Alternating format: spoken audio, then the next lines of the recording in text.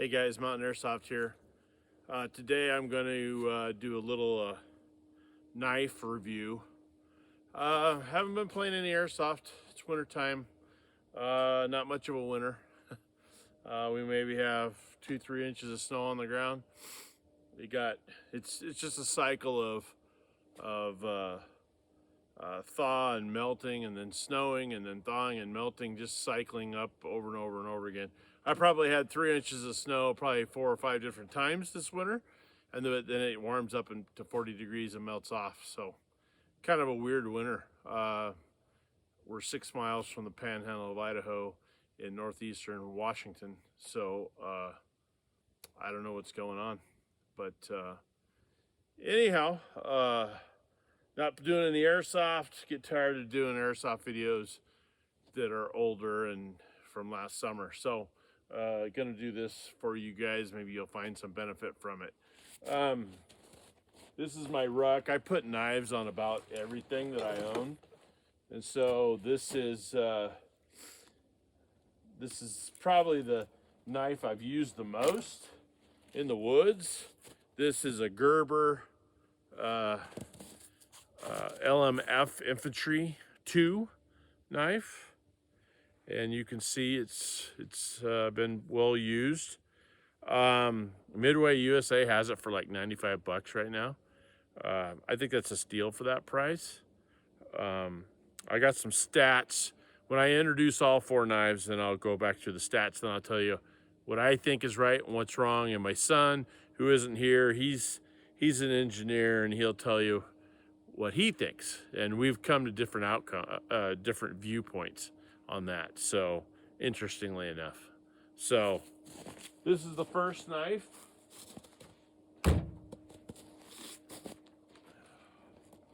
I threw everything in my ruck to come out here. So this is the knife that's on my recon bag. So this goes on my chest right here when I'm walking in the woods. It packs my pistol and some fire starter and a compass, and it's like a little survival bag when I don't want to pack the full ruck. And so the next knife is a Hogue. It's a I'm going to say it wrong now, EX501. And so it's a 7-inch blade. And I haven't really used this very much, just cutting like paracord and stuff like that. I haven't really gotten mean with this yet. But this is, not to let the cat out of the bag, but this is my favorite knife of the bunch. So, and they're about 250 bucks on their website. So that's the second knife. Get rid of that recon bag. This is my son's favorite knife. This is a SOG Tech Bowie. So here's the Tech Bowie. It's like 260 bucks, I think, on their website, something like that. I used to be a dealer for SOG knives, so I think I got this at wholesale. But my complaint with this knife right off the get-go is that to do this test, we had to jerry rig an end cap nut because the Spannard one got lost and the end cap fell off, and he was able to find the end cap, but couldn't find the nut. So he blue Loctited made a kind of a special nut. He's got a custom fab shop, and he put that on the end. And that's my complaint in general about rat-tailed knives that aren't full tang. That's my biggest complaint. But there's things I like about this knife too. So we'll talk about that in a minute.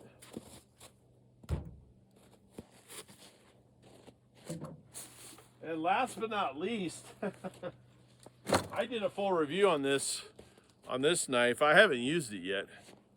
I had this knife as a little boy, and I basically destroyed it.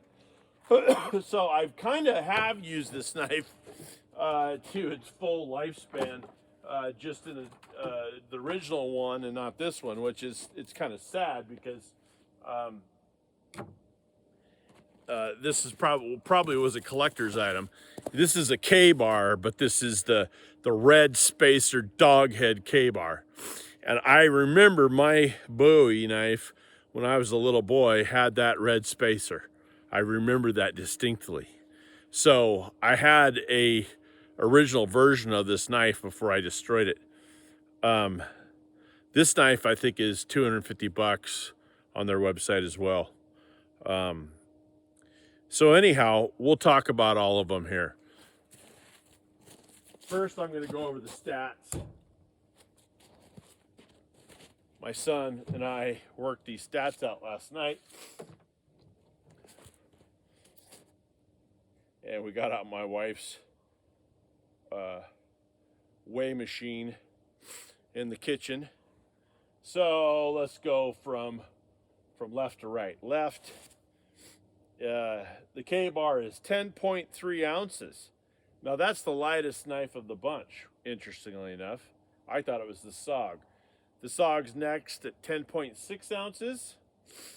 The Hogue is 11.8 ounces. That's the heaviest knife. And that's the only full tang knife of the bunch. And then the Gerber is 11.6 ounces, which is pretty heavy for being the smallest bladed knife. The SOG is overall, it's 10 7/8, and it's got a 6 5/16 inch blade. And then we've got the SOG knife. That's 10 7/8. Oh no, I'm sorry. I just gave the wrong stats. The KABAR is almost 12 inches long and a 7-inch blade. The SOG knife is, that one's 10 7/8, and the blade is 6 5/16. The Hogue is 12 inches and the blade is 7 inches. I like it nice and even. And then the Gerber is 10.5 inches and the blade is 4 3/4 inches. That's the shortest blade of the bunch. And you can buy this knife with a 5.5 inch blade as well as a 7 inch. I opted for the 7 inch. So anyhow, let's see how close I got my prices. KABAR's $250. The SOG is $175. I think I got that one wrong. KABAR is the Hogue is $261. This one, and then the Gerber is just under $100. So there's your tails of the tape. That's the stats for them. I'm going to go just right back through, left to right. I did a full review of this, and I'll link that. But this knife is a rat-tailed knife, and I hate to say that about KABARs, but that's the God's honest truth.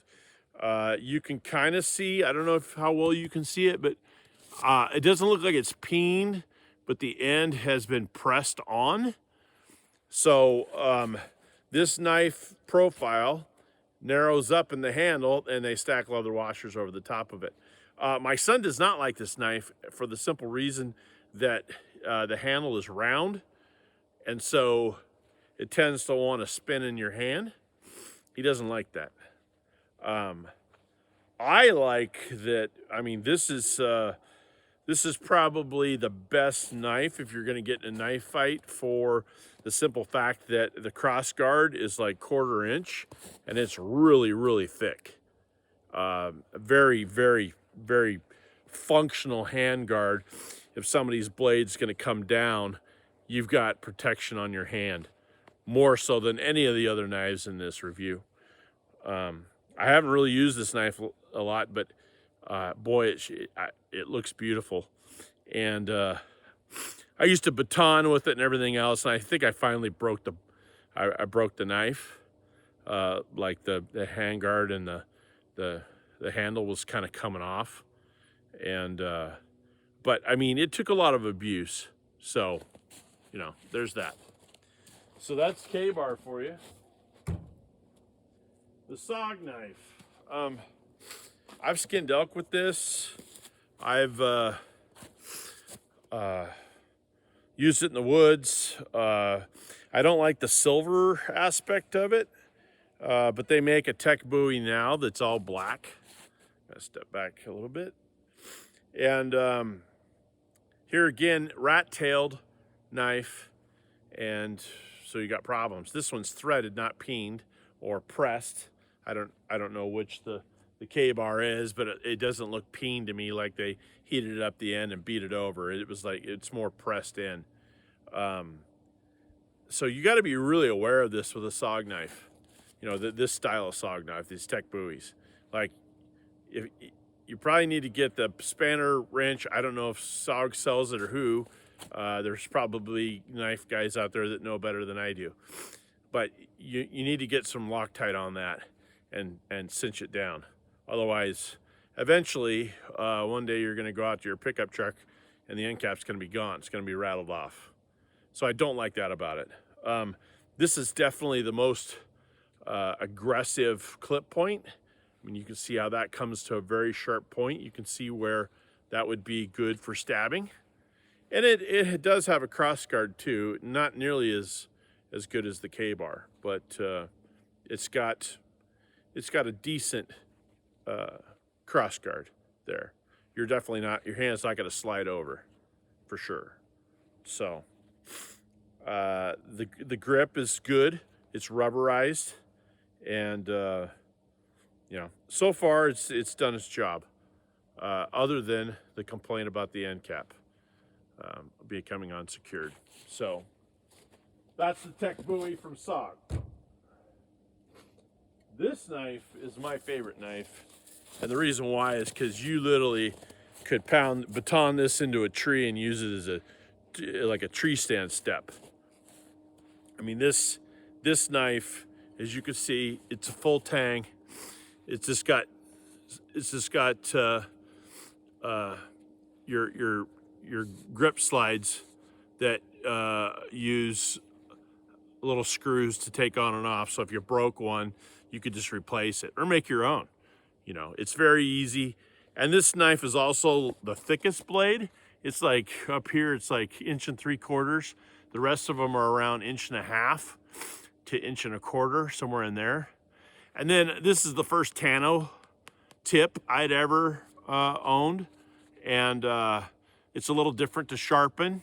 You know, you're not getting this action anymore. You're kind of having to go at it at 2 different angles to sharpen it. But this tip is tough, for sure. Get it against my white beard so you can see it. So this is my favorite knife right now. The downside to this knife is that there really is no hand grip. And that's, my son doesn't like it because of that. It's designed to put your hand on top of that serration there. So you're holding it like this, so it's kind of a thumb over. Would be over what would be the cross guard. I don't mind it. And they call this the EXF01A2. So, and it says Elschweiz on the blade. So that must be who makes it for Hogue, because Hogue makes pistol grips, right? As far as I know. So must be who makes it for Hogue.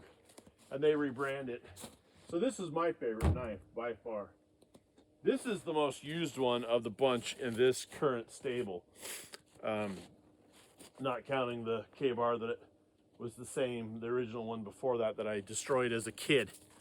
I don't have any complaints on this knife. I mean, for like just under $100, you can't go wrong. I've used it for everything from skinning to digging with it in snow, to you know, cutting blinds, tree limbs to make a blind. This knife's done everything, and it has the serrations here, which is great for cutting paracord. I like that too. You can't go wrong with this knife for the price. I believe they call it the Infantry LMF2. It doesn't actually say on the blade. But this is kind of a rubberized hand guard. It's kind of scalloped, so it definitely wants to stay in your hand that way. I mean, it doesn't want to spin very much. No, this is a decent knife. I've sprayed my bag green, and it took some of the green paint. So this has just been used and abused over and over and over again. But I think that this knife probably, if you're on a budget, this knife is the way to go out of the bunch. And so, anyhow, this is my favorite knife. This is my son's favorite knife. So when we're done with this review, it's going to go back to him. Let's talk about the scabbards. So this is the SOG scabbard. It is a plastic material. It does have a belt slide back here, so you put it over your belt and you just slide it down and it pops in. It's decent. It's a decent one. I really am not super impressed with the KABAR. The KABAR leather sheath is kind of a cheap leather sheath. They didn't even, I've done leather work in the past, and this wasn't, the edges aren't even burnished. Like they need to come through with a wood dowel and burnish all your edges. They didn't even do that. So, does it get the job done? Yes, it gets the job done, but it is nothing special, especially for the price. And then the other two are attached to my gear, but this is the Hogue knife sheath, and this is probably my favorite one because it has both this button clip to hold it in, but it also has this locking feature here, so you have to push this one way or the other to get the knife to come out. And it's plastic of some sort as well. Plastic with some fabric attached in the back. You can also do like a belt loop back here if you want, or you can attach it like I did, which is through the strap holes here, and then I attached it to my MOLLE webbing on my Recon bag. So that's that one. And then the Gerber, it's really cool. It's got even a knife sharpener built into it if you want to go that way. I typically don't. I typically sharpen my knives with the angle indicator. You know, you clamp the knife on, and then you run it with the different pads. I don't know who makes it, but I know you guys know what I'm talking about. That's the knife sharpener I usually use. This would probably work in a cinch if you're out in the woods and you're skinning an elk and you just need to freshen it up a little bit. But it's plastic as well with a fabric back, and you can either belt loop it or do like I do and attach it to MOLLE. So, and I think that it actually come with a like a leg band too that I took off to put it on the ruck. I don't even know where that is, but yeah. So that's that one. I don't think you could go wrong with any of these knives. I think they're all decent knives, but in a pinch, if I was going to Alpha Centauri and I could only bring one knife, that's the knife I'd bring right there, because it's tough. It's not going to break on you. It's the thickest knife of the bunch. It's the widest knife of the bunch. It's full tanged, and it's just, you're not going to break it. Maybe you'll break the tip if you're prying, but Tanos are pretty tough on the tip. So I think this is the knife. The serrations, I don't really use those, or I haven't used them yet. I don't think they're going to do much. You know, you're not going to be sawing wood or anything with that.